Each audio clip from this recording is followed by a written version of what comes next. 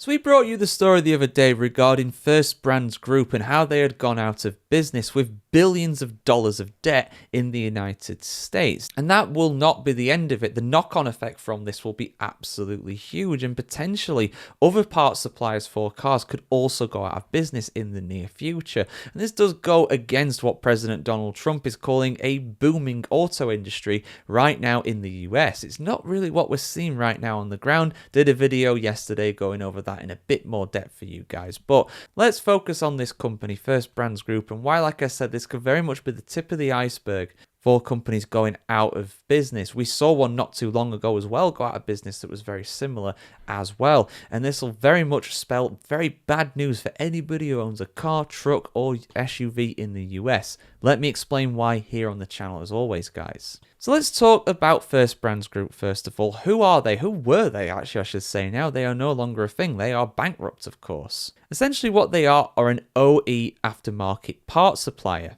And you may well be wondering, well, what's one of those? What's an OE aftermarket supplier? Well, essentially it describes any original specification part that is not made by the original manufacturer themselves. So for example, if you have a Ford vehicle, you can get OE aftermarket parts for Ford that are not made by Ford. See the designs of these parts, and a lot of other third-party suppliers do make them, sometimes for a discounted rate, but these are considered aftermarket because they are not made by the people who made the car, if that makes sense for you guys. Now, First Brands were absolutely massive. They made OE aftermarket parts for the likes of Michelin tires, Autolite branded spark plugs, and also Trico branded blades as well for windshield wipers. They made a lot. And like I said, they went under with, I think, in the end, about $10 billion worth of debt overall, if you take everything into account. So they were doing really badly. It didn't come out of nowhere, of course, but still seeing this happen is not a good thing.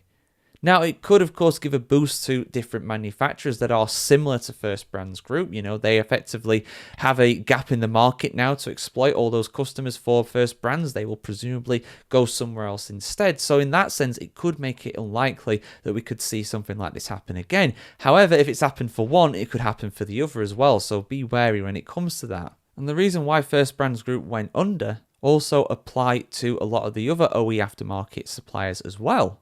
Think about the tariffs. Think about the general doom and gloom right now when it comes to the US auto industry. That all applies to them as well. Because at the end of the day, a lot of these parts are actually manufactured in countries such as China, Taiwan, Indonesia, India, Eastern Europe, outside of the US basically. So all of those are going to get hit with tariffs. So it makes all of these parts more expensive. And let's just say it raises the price by a quarter, by 25%. That's going to be passed on to the customer. Can the customer afford 25% more when it comes to these parts? Maybe, maybe not. It's going to put some people off. It's going to drive down business. And all that extra money is not going to the actual vendor, the person who's actually selling these parts. It goes to the US government. So they don't see any of that 25%. Therefore, they might decide to raise the prices by, I don't know, 10%, shoulder some of that extra cost themselves. That means that they're losing more money. And some people might say, well, that's just how it goes. You get all these parts from outside of the US. You have to face this burden now because of your business model.